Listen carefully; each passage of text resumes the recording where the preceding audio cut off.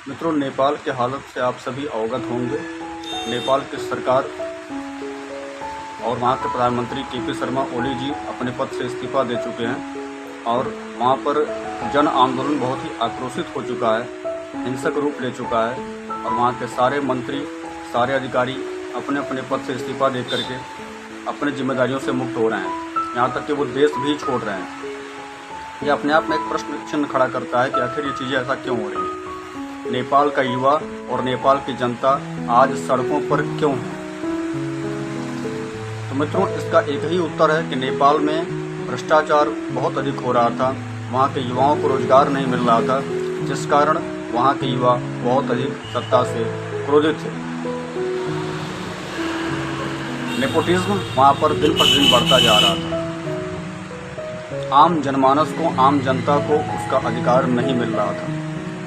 यह इसी का परिणाम था कि कुछ युवाओं के नेतृत्व में वहाँ की जनता ने विद्रोह किया, वहाँ की जनता ने सड़कों पर आए, वहाँ के युवा सड़कों पर आए और उन्होंने वहाँ की सत्ता को उखाड़ करके फेंक दिया। हालत ये हुआ कि वहाँ के प्रधानमंत्री और वहाँ के राष्ट्रपति सहित कई सारे मंत्रियों को अपने पद से इस्तीफा भी देना पड़ा और जो जनता के हाथ चढ़े, जनता ने उनकी अच्छे से खातिरदारी भी की है। यह एक शिक्षा भी है नेताओं के लिए, अधिकारियों के लिए कि अगर आप अपनी जिम्मेदारियों को, अपने कर्तव्यों को नहीं निभाएंगे तो आपको अपने पद से हटना पड़ेगा। रामधारी सिंह दिनकर ने कहा था कि सिंहासन खाली करो, जनता आती। अर्थात अगर आप अपने जिम्मेदारियों के प्रति सावधान नहीं होंगे, आप जनता के प्रति वफादार नहीं होंगे तो आपको सिंहासन खाली करना पड़ेगा और जनता अपना स्थान लेगी।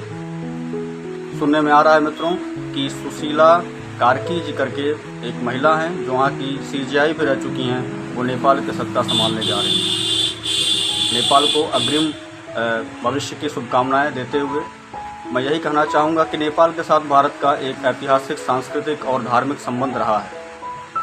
मान्यता है कि नेपाल के साथ भारत का रोटी और बेटी का संबंध, यह रिश्ता भविष्य में भी कायम रहे, नेपाल में सुख और शांति बहाल हो, हम भारतीयों की यही कामना है। मित्रों, हमारे आसपास, हमारे पड़ोस में ऐसी घटनाएं क्यों हो रही हैं, इस पर हमें एक दृष्टि डालने की आवश्यकता है। कुछ समय पहले बांग्लादेश में वहाँ की चुनी हुई सरकार, जो कि शेख हसीना जी के नेतृत्व में चल रही थी, वहाँ के लोगों ने, वहाँ के वामपंथियों ने विद्रोह करके उनको उखाड़ के फेंक दिया और जबरन एक विदेशी ताकत द्वारा प्रायोजित व्यक्ति को वहाँ का प्रधानमंत्री बना दिया गया है। बांग्लादेश के इतिहास के साथ भी छेड़छाड़ किया गया। जो वहाँ के राष्ट्रपति थे शेख मुजीबुर रहमान, उनकी मूर्तियों को खंडित किया गया। शेख हसीना जी के परिवार के यादों के साथ बहुत अत्याचार हुआ। ये अपने आप में शर्मनाक है। हमारे सामने दो परिदृश्य है। एक नेपाल की घटना है जहाँ की जनता इसलिए सड़कों पर है क्योंकि वहाँ की सत्ताओं ने भ्रष्टाचार किया और वहाँ के युवाओं को अवसर नहीं दिया। परंतु हमारे सामने एक विकल्प बांग्लादेश के रूप में भी है कि वहाँ पर जबरन एक कट्टरपंथी ग्रुप, एक कट्टरपंथी संगठन बांग्लादेश पर हावी हो गया और वहाँ की सत्ता को हथिया लिया। मित्रों, आखिर ये सब अशांतियाँ क्यों हो रही है?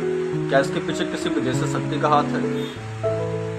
आपको याद होगा कि शेख हसीना जी ने अपना पद छोड़ते समय कहा था कि एक विदेशी शक्ति उनको सत्ता से हटाना चाहती है।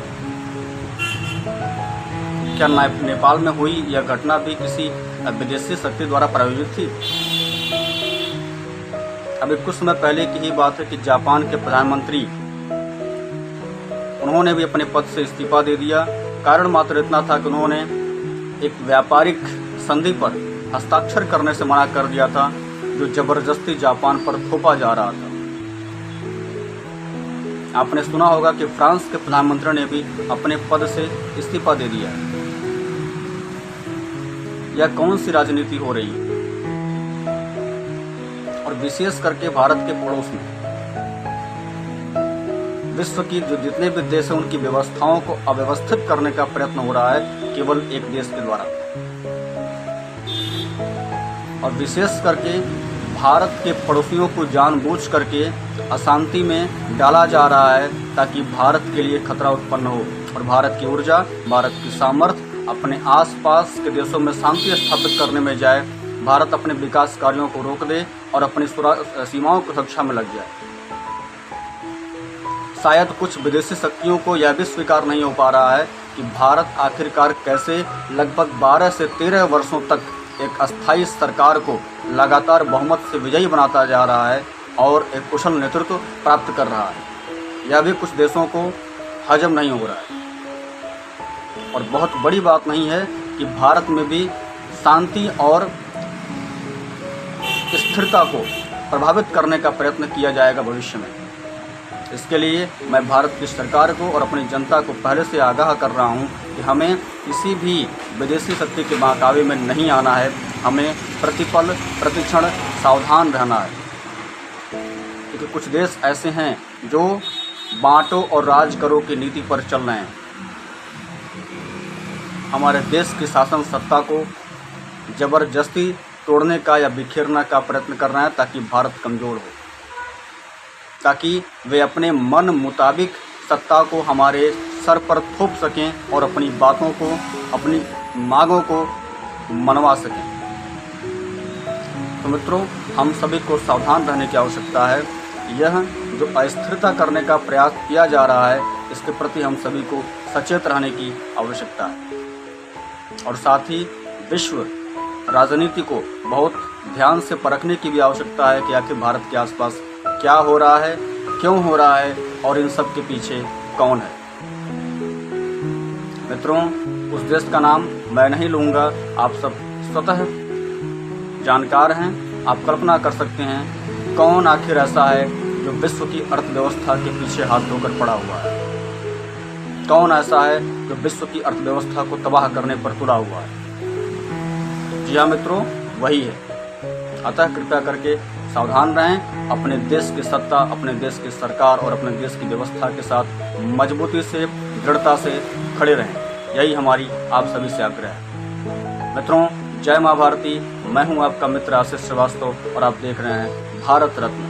मित्रों, इस चैनल को लाइक करें, शेयर करें, सब्सक्राइब करें और कमेंट भी जरूर करें। जय हिंद।